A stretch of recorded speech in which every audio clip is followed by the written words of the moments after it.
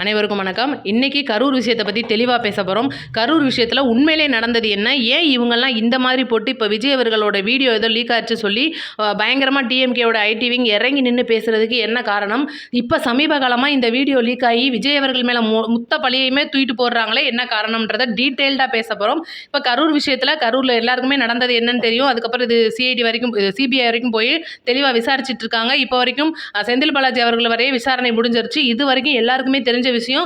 செந்தில் பாலாஜி அவர்கள்ட்ட கேட்கப்பட்ட கேள்வி என்ன அப்படின்றது வரைக்கும் இன்னும் யாருக்குமே தெரியல. அந்த விஷயம் யாருக்குமே தெரியல. நான் தெளிவாக டீட்டெயில்டாக இதுக்கு முன்னாடி போட்ட வீடியோல எல்லாம் நம்ம பேசியிருப்போம். இப்போ பார்த்தீங்கன்னா நேற்று சாயந்தரத்துலேருந்து, அதாவது முந்தானேற்று சாயந்தரத்துலேருந்தே சில விஷயங்கள் கிளம்பிட்டு இருக்கு.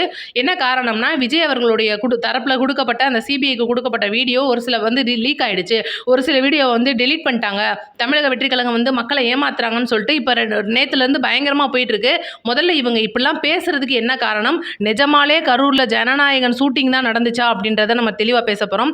இப்போ நம்ம ஏற்கனவே சொன்ன மாதிரி தான், இப்போ கரூரை பொறுத்த வரைக்கும் அந்த வேலுச்சாமிபுரத்தில் அந்த இடம் கூட்டமான இடம். அங்கே வண்டி போக முடியாத சூழ்நிலை. விஜய் அவர்கள் கொஞ்சம் தாமதமாக தான் போயிருந்தாங்க. நாமக்கல்லே பார்த்தீங்கன்னா காவல்துறையினருக்கு ஒரு நல்லது பாராட்டு சொல்லியிருப்பாங்க. காவல்துறை நல்லபடியாக அனுமதி கொடுத்துருக்காங்கன்னு. இப்போ இதெல்லாம் இன்றைக்கி டிஎம்கே ஐடி விங் இதை செம்மையாக வச்சு செஞ்சுக்கிட்டு இருக்காங்களே, என்ன காரணம்னு அலசி ஆராயும் போது தான் தெரியுது. அங்கே முழுக்க தூத்துக்குடி விளாத்திக்குளம் வழக்கு அப்படின்றது மறைக்கப்படுது. இது ஒரு காரணம். ரெண்டாவது பார்த்தீங்கன்னா, இன்றைக்கி செந்தில் பாலாஜி அவர்கள் மேலே ஒட்டுமொத்த தமிழகமும் சுற்றி இருந்த பார்வையை அப்படியே விஜய் மேலே தூக்கி போடுறாங்க. இதுக்கு காரணம் இப்தார் நோன்பு திறப்பு நிகழ்ச்சியில் விஜய் அவர்கள் பேசின அந்த பேச்சு. இன்னைக்கு என்டிஏவோட கூட்டணி போறாரு, விஜய் அவர்கள் என்டிஏவோட சேர போறாரு அப்படின்னு சொல்லிட்டு ஒரு பக்கம் போயிட்டே இருக்கும்போது, இன்னைக்கு ஜனநாயகன் பட ஷூட்டிங் தான் நீங்க கரூர்ல எடுத்திருக்கீங்கன்னு சொல்லி ஒட்டுமொத்த தமிழக மக்களுமே ஏமாத்த பாக்குறாங்க. அப்படின்னா இன்னைக்கு ஜனநாயகன் படத்துல அந்த ஸ்டில்ஸ் எல்லாம் வந்திருக்கணும்ல, அந்த வீடியோஸ் எல்லாம் வந்திருக்கணும்ல. அப்ப தைரியமா நாள் அந்த படத்தை விட்டு மக்கள்கிட்ட முன்னாடி இங்க பாருங்க இதுக்கு தான் இந்த வேலை பார்த்திருக்காங்கன்னு காட்டியிருக்கணும்ல. இப்ப நம்ம சைட்ல இருந்து இதுக்கு விளக்கம் என்ன அப்படின்னா, இதுக்கு முன்னாடி அதாவது கரூர் அப்படின்றது ஊர் 7வது ஊரோ 8வது ஊராக தான் வருது விஜய் அவர்களுடைய மக்கள் சந்திப்பு நிகழ்ச்சியில். இதுக்கு முன்னாடி பல ஊர்களிடம் விஜய் அவர்கள் மக்கள் சந்திப்பு நிகழ்ச்சி நடத்தி முடிச்சுட்டு கிட்டத்தட்ட நாகப்பட்டினம் திருவாரூர்லாம் பார்த்தீங்கன்னா பயங்கர எதிர்ப்பு. ஏன்னா திருவாரூர் அப்படின்றது யாரோட ஊர் அப்படின்றது உங்களுக்கு தெரியும். அங்கே ஏதாவது சம்பவம் நடந்துருமோ அப்படின்னு இன்னைக்கு எல்லாருமே எதிர்பார்த்துட்டு இருந்த ஒரு சூழ்நிலையில் அவ்வளோ தூரம் பயந்த ஊர் திருவாரூர். கலைஞர் ஐயா அவர்களுடைய ஊர். அங்கே பார்த்தீங்கன்னா விஜய் அவரோட மக்கள் சந்திப்புக்கு ஒரு குளம் பக்கத்தில் தான் இடமே ஒதுக்கியிருப்பாங்க. நம்மளுக்கெல்லாம் கூட சந்தேகம் வந்துச்சு, ஐயோ பயங்கரமான கூட்டம் வருமே, என்ன பண்ண காத்திருக்காங்களோன்னு சொல்லும்போது தமிழக வெற்றி கழக சார்பில் அங்கே இது வச்சு மறைக்கிறாங்க, அந்த தகர சீட்டு. அப்படி இருக்கும்போது இங்கே கரூரை பொறுத்த வரைக்கும் வேலுச்சாமிபுரத்தில் மக்கள் குறுகலான இடத்துல கொடுத்தது யாரு? இந்த குறுகலான இடத்த கொடுத்ததுக்கு அப்புறமா மக்கள் ஏதோ ஒரு பிரச்சனை, ஒரு தீ விபத்தை ஆயிருதுன்னா கூட டக்குன்னு பிரிஞ்சு ஓடுறதுக்கான இடமே இல்லாத ஒரு ஊர். ரெண்டாவது, நாமக்கல்ல இருந்து விஜய் அவர்கள் கிளம்பும் போது நெடுகும் இருந்த மக்கள் சந்திப்பு. இதுக்கப்புறம் பார்த்தீங்கன்னா விஜய் அவர்களுடைய வண்டி வாகனம் அந்த நடு ரோட்லேயே ஒரு பையன்லாம் கீழே விழுந்திருப்பான். இவ்வளோ சம்பவத்தை தாண்டி தான் விஜய் அவர்கள் கரூருக்குள்ள நுழைஞ்சாரு. இதை இன்னைக்கு நிறைய பேர் உருட்டி பேசுறது என்னன்னா, இது உண்மையிலே ஜனநாயகன் பட ஷூட்டிங் தான் நடந்துச்சு. நான் தெரியாம கேட்கிறேன், இன்னைக்கு கரூரை பொறுத்த வரைக்கும் இருக்கிற மொத்த ஊர்களையும், இப்ப விஜய் அவர்களுடைய சந்திப்பு நடந்த எல்லா ஊர்களையும் நீங்க எடுத்துக்கங்க, கரூரை மட்டும் எடுத்துக்கங்க. கரூர்ல மட்டும்தான் சின்ன இடம், வேலுசாமிபுரம் அப்படின்ற ஒரு நார்மலான ஒரு பைபாஸ் ரோடு. அந்த பைபாஸ் ரோடு தான் இருக்கிறதுலே சின்ன இடம். இந்த சின்ன இடத்துல இவ்வளவு மக்கள் கூடுவாங்க அப்படின்னு யாருமே எதிர்பார்த்திருக்க மாட்டாங்க. இதுக்கு முன்னாடி வரைக்கும் இருக்கிற ஊர்களில் பூராமே பயங்கர கூட்டம் இருந்துச்சு. இப்ப தன்னோட தலைவன், உதாரணத்துக்கு நீங்க எம்ஜிஆர் எடுத்துக்கலாம். எம்ஜிஆர் அவர்கள் அவரோட ஆட்சி காலத்தில் நடிச்சுக்கிட்டு இருக்கும்போதும் சரி, அவர் அரசியலில் இருக்கும்போதும் சரி, நிஜமாலே மக்கள்கிட்ட ஓட்டு போய் கேட்டப்ப எடுக்கப்பட்ட ஸ்டில்ஸ் படத்தில் வந்திருக்கு, நம்ம பார்த்துருப்போம். ஐயா விஜயகாந்த் எடுத்துக்கங்க, தர்மபுரின்ற படத்தில் பார்த்தீங்கன்னா முழுக்க மக்கள் சுற்றி இருக்கிறது மாதிரி விஜயகாந்த் அவர்களுக்கு ஆராத்தி எடுக்கிறது, இது எல்லாமே ஒரிஜினலாக நடந்த சீன்க. அந்த ஊரை பற்றி இருக்கிற, அந்த ஊரை சுற்றி இருக்கிற கிராம மக்கள் ஒரிஜினலாகவே அந்த படத்தில் வந்திருப்பாங்க. இதுதான் எல்லா, அதாவது நடிகர் அரசியல்வாதியாக வரும்போது இது எல்லாருமே யூஸ் பண்ணுற ஒரு மெத்தடு. தன்னோட மக்கள் படை அப்படின்றத தன் தலைவன் காட்டணும்னு தான் நினைப்பான். இதில் எந்தவித தப்பும் கிடையாது. அப்படி காட்டணும்னு நினைக்கும் போது இன்னைக்கு ஏகப்பட்ட கூட்டங்கள் இருந்த மித்த ஊர்களெல்லாம் விட்டுட்டு இன்னைக்கு கரூரில் விஜய் அவர்கள் காட்டணும் அப்படின்னு அவசியம் கிடையாது. இதில் இவங்க என்ன சொல்கிறாங்க அப்படின்னா, நம்மளுக்கு குறிப்பாக நம்ம சில விஷயங்கள் பேச வேண்டியிருக்கு. இப்போ கரூரை பொறுத்த வரைக்கும் இவ்வளோ கூட்டம் நிற்கிது. இவ்வளோ கூட்டத்தை இன்றைக்கி மக்கள் மூலியமாக எடுக்க போகிறாங்க. தமிழக வெற்றி கழக சார்பிலேருந்து 15 கேமராக்கள் வச்சுருக்காங்க.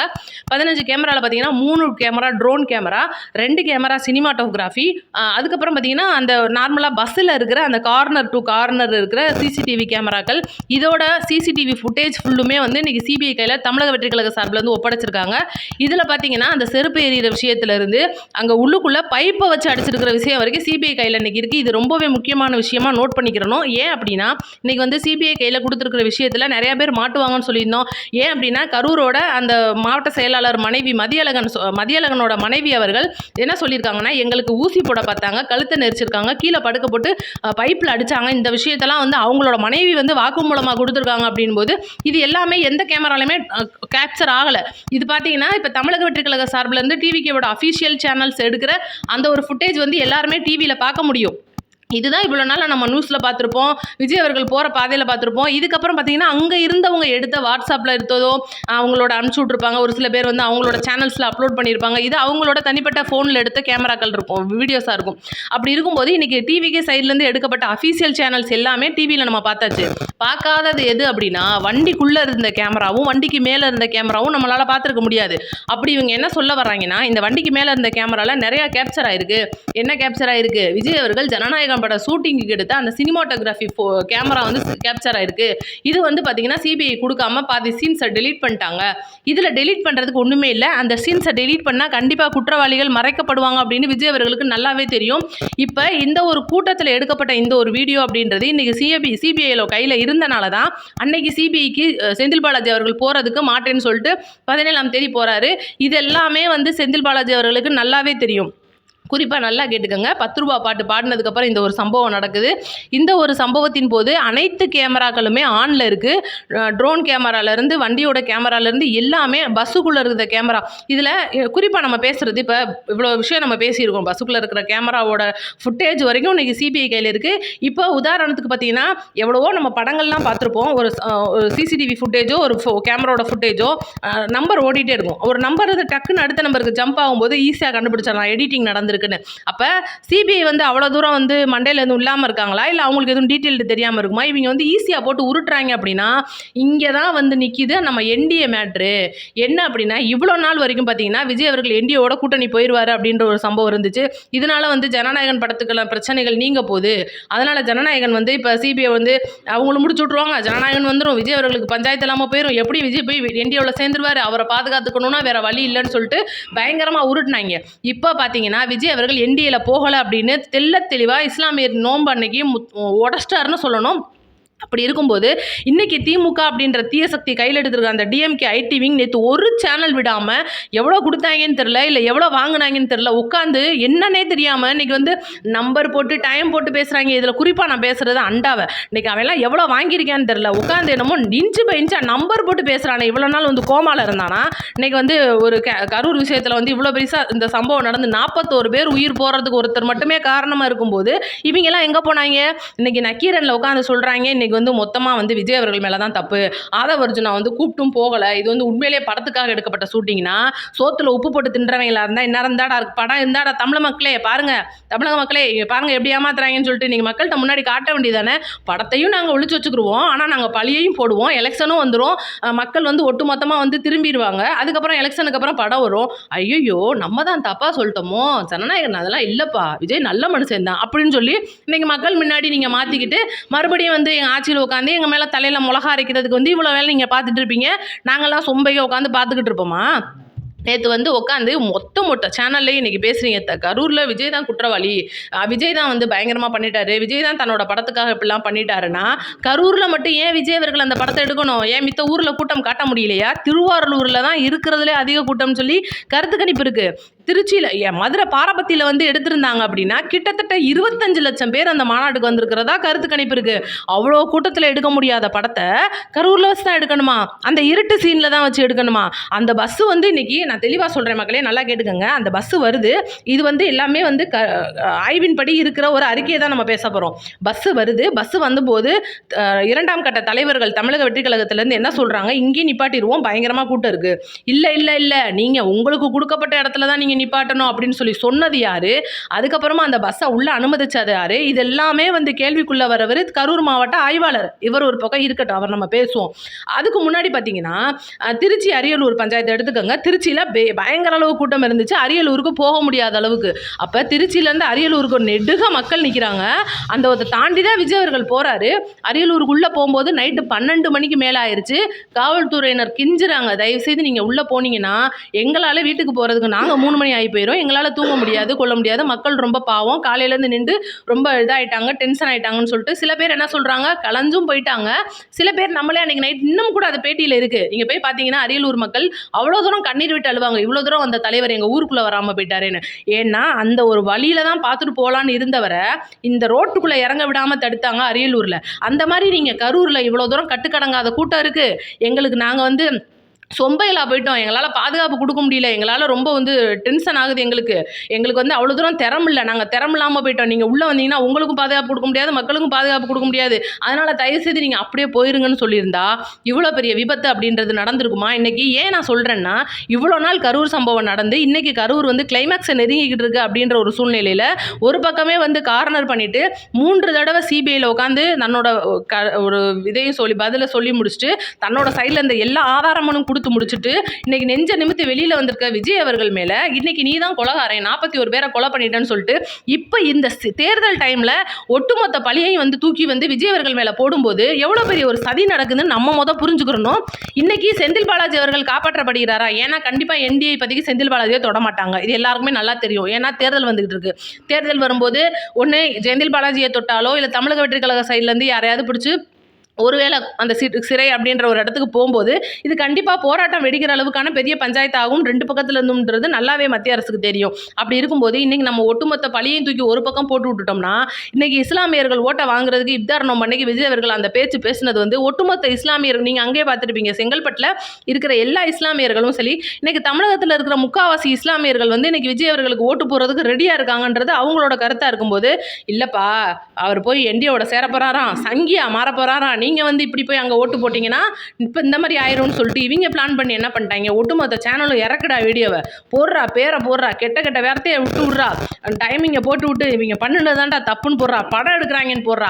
அப்படி படம் எடுக்கிறவங்க எதுக்காகப்பா கரூரில் வச்சு எடுக்கிறாங்க நான் கேட்குறேன், இன்னைக்கு தெரியாமல் கேட்குறேன். இன்னைக்கு ஒட்டுமொத்தமாக உட்காந்து நான் மூத்திர அரசியல்வாதி, நான் வந்து பெரிய அரசியலில் பலந்துன்னு கொட்டை போட்டவன், நான் பேசுகிறதெல்லாம் உண்மைதான், எனக்கு வந்து கருத்தாக பேசணும், நான் வந்து பதில் சொல்லணும், இந்த விஷயத்துக்கு விஜய் அவர்கள் பதில் சொல்லியே ஆகணும் அப்படின்னு சொல்லிட்டு ஒட்டுமொத்தமாக இன்னைக்கு நீங்கள் உட்காந்து பேசுறதுக்கு காரணம் என்ன? இவ்வளோ நாள் நீங்கள்லாம் எங்கே போயிருந்தீங்க கேட்டால் டெலீட் பண்ணிட்டாரு, ஃபுட்டேஜை டெலீட் பண்ணிட்டாரு.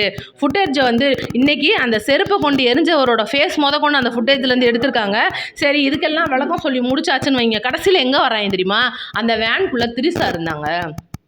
திரிசா இருந்தால் உங்களுக்கு என்னடா, அவர் வீட்டுக்காரமாக இருந்தால் உங்களுக்கு என்னடா வலிக்குது? அவங்க இருக்க போகிறாங்க, அது அவங்க வண்டி, அவங்க கட்சி சார்பிலேருந்து வந்திருக்காங்க, நாளைக்கு அவங்க கட்சியில் பொறுப்பாயிட்டாங்கன்னா நீங்களே எங்கே தொங்கிடுவீங்களாடா அப்படின்னு சொல்லி இன்றைக்கி நம்ம கேட்போம்ல, நமக்கு கேட்கலான்னு தோணும்ல இன்றைக்கி. ஏன்னா அந்தளவுக்கு நேற்றுலேருந்து பயங்கரமாக உட்காந்து அடிச்சுட்டு இருக்காங்க. இன்றைக்கி வந்து நம்ம பேசிட்டோம் அப்படின்னா இன்றைக்கி மக்கள் வந்து முட்டாளாயிருவாங்க, இன்றைக்கி விஜய் மேலே தான் மொத்த பழியும் தூக்கி போட்டுருவோம், அவ்வளோதான் முடிஞ்சு போச்சு. ஏன் அப்படின்னா இன்றைக்கி படம் வரப்போகுது அப்படின்ற ஒரு டீட்டெயில்டு வந்திருக்கு. நான் இதை பற்றி தெளிவாகவே முந்தானேற்று வீடியோவில் சொல்லியிருக்கேன். ஜனநாயகன் படம் வந்து அவங்க பார்த்து முடிச்சுட்டு அவங்களுக்கு ஆட்சேபனை தெரிவிக்கல, சான்றிதழ் கொடுக்க போறேன்னு சொல்லிட்டாங்க. அதுக்கப்புறம் பார்த்தீங்கன்னா படம் வந்து இந்திய தேர்தல் ஆணையத்துக்கு மாறுது. ஏன் அப்படின்னா அவர் இப்போ ஒரு சாதாரண நடிகர் மட்டும் கிடையாது, தமிழக வெற்றி கழகத்தோட தலைவர், அவரோட படங்கள், அவரோட படத்தில் அந்த வசனங்கள் நிறையா வருது. அந்த வசனம்லாம் வந்து பார்த்தீங்கன்னா எதிர்த்தரப்பை தாக்குற மாதிரி இருக்குது. இந்த படம் இப்போ ரிலீஸ் ஆனால் நல்லா இருக்குமான்னு சொல்லிட்டு இந்திய தேர்தல் ஆணையத்துக்கு போகுது. இந்திய தேர்தல் ஆணையம் தமிழக தேர்தல் அதிகாரியான அர்ச்சனா பட்நாயக் கிட்ட கொடுத்துருக்காங்க. இதுக்கான விளக்கத்தை நேற்றே அவங்க உட்காந்து சொல்லிட்டாங்க. பத்திரிகையாளர் நேருக்கு நேராகவே கேட்டார். அதாவது தமிழக தேர்தல் பற்றி விவரமாக கேட்டுக்கிட்டு இருக்கும்போது ஜனநாயகன் படம் ரிலீஸ் ஆகுமான்னு அங்கே ஒரு பத்திரிகை நிருபர் கேட்கும்போது அவங்க பொறுங்க நாங்கள் பார்த்துட்டு டீட்டெயில்டாக சொல்கிறோம் அப்படின்னு சொல்லி முடிச்சிருக்காங்க. இப்போ அந்த படம் வருது அப்படின்னா, அந்த படத்தில் கரூர் சம்பவம் இருக்குது அப்படின்னா அதை நீங்கள் பேசணும் அப்படின்னா அது நியாயம். இன்றைக்கி வந்து ஒட்டுமொத்தமாக ஒன்றுமே இல்லாமல் இன்றைக்கி ஒட்டுமொத்த மக்களையும் வந்து நான் ஏமாற்ற போகிறேன், சமூக வலைதளங்களில் பேசிட்டா மக்கள் நம்பிடுவாங்கன்னு சொல்லிட்டு ஒட்டுமொத்த ஊபிஸும் சரி செம்பு தூக்கிகளும் சரி இப்படி உட்காந்து பேசுறதுக்கு ஏதாவது ஆதாரம் காட்ட முடியுமா? இன்றைக்கி 15 கேமராவுமே வந்து சிபிஐ கையில் ஒப்படைச்சு அதுக்கான ஃபுட்டேஜ் முதற்கொண்டு சிபிஐ இருக்கிறனால தான் இன்னைக்கு குற்றவாளி சிக்க போறாருன்னு தமிழக வெற்றி கழக சார்பில் இருக்கிற ஒவ்வொரு 2ஆம் கட்ட தலைவர்களும் மேடையில் நின்று பேசுறாங்க. ஆதவர்ஜுனாவை எடுத்துக்கோங்க, செந்தில் பாலாஜி தான் குற்றவாளின்னு சொல்றாரு. ஏன் இன்னைக்கு பிஜேபி சைடில் இருக்கிற அண்ணாமலை யாரை சொல்றாரு குற்றவாளின்னு, நயினார் நாகேந்திரன் யாரை சொல்றாரு குற்றவாளின்னு. ஆனா இங்க இருக்கிற டிஎம்கேவோட ஆட்சி எப்படின்னா அப்படியே பிளேட்டை மாத்தி போடு, நம்ம மக்கள் தான் அப்படி இப்படின்னு கொடுத்து ஏமாற்றி விட்ருவோம். அப்படியே வந்து ஓட்ட போட்டு விட்ருவாங்க. அப்படி விஜய் மேலே அப்படியே தப்பை பார்த்து விட்ருவோம். ஏன்டா நான் தெரியாமல் கேட்குறேன், ஒரு மனுஷனை எவ்வளோ தாண்டா அடிப்பீங்க? உள்ளே வர்றாரு, உள்ளே வரும்போது பார்த்தீங்கன்னா அந்த மக்கள் சந்திப்புக்கு பூரா தடை, அப்படியே தடையை போட்டு கடைசியில் கரூரில் பெரிய கருத்தடை மாதிரியா போட்டு விட்டீங்க. அதுக்கப்புறம் பார்த்தீங்கன்னா மக்கள் சந்திப்பே இல்லாமல் நிர்வாகிகள் சந்திப்பு, அப்புறம் ஜனநாயகன் பட பிரச்சனை, அப்புறம் கரூரில் நடந்ததுக்கு சிபிஐ பிரச்சனை, அதுக்கப்புறமா குடும்ப பிரச்சனை, அதுக்கப்புறம் நடிகையோட பிரச்சனை, இப்போ பார்த்தீங்கன்னா செம்பு தூக்கியில் வச்சு அடிக்கிறீங்க. இதெல்லாம் பார்த்து இன்னைக்கு பார்த்தீங்கன்னா விஜய் அவர்கள் மிகப்பெரிய ஒரு சம்பவம் நடந்துட்டு இருக்கு மறைவா. தன்னோட அந்த ஒரு அரசியல் செல்வாக்கு, இப்போ அரசியல் வந்து அவங்களோட கட்சி செலவுக்காக தன்னுடைய சொத்துக்களை விற்கிறார் அப்படின்ற நியூஸ் வெளியில் வந்துகிட்டு இருக்கு. இதெல்லாம் போக இன்னைக்கு மத பிரச்சனை, இஸ்லாமியர் ஓட்டை விஜய் அவர்கள் வாங்கிடக்கூடாது, என்டிஏல போய் சேர போறாருன்னு நீங்கள் மக்கள் முன்னாடி தப்பாக ஒரு இதை கொடுத்து விட்டு மக்களை பூரா நம்ப வச்சு, அதனால தான் இன்னைக்கு அந்த இதான் ரோம்பு திறப்பு நிகழ்ச்சியில் தன்னோட தானாகவே அன்னைக்குங்க விஜய் அவர்கள் பேசணும்னே நினைக்கல. ஆனால் கூட வேற வழி இல்லாமல் அன்னைக்கு அங்கே பேசியிருக்காருன்னா என்ன காரணம்? ஏன்னா இவங்க ஒட்டுமொத்த மக்களை ஏமாத்த பார்க்குறாங்க. நம்மளை வந்து என்டிஏவோட கூட்டணி போய் இன்னைக்கு தமிழ்நாட்டை காவியா மாற்ற போகிறோம்னு நம்மளை தப்பாக பேசிகிட்டு இருக்காங்க. நம்ம வந்து அதுக்குன்னு கிடையவே கிடையாதுன்னு சொல்லிட்டு அந்த ஒரு பிரச்சனையை ஒதுக்கி விட்டாரு. அப்புறம் பார்த்தீங்கன்னா ரஜினியை கொண்டு வந்து இறக்கி விட்டாங்க.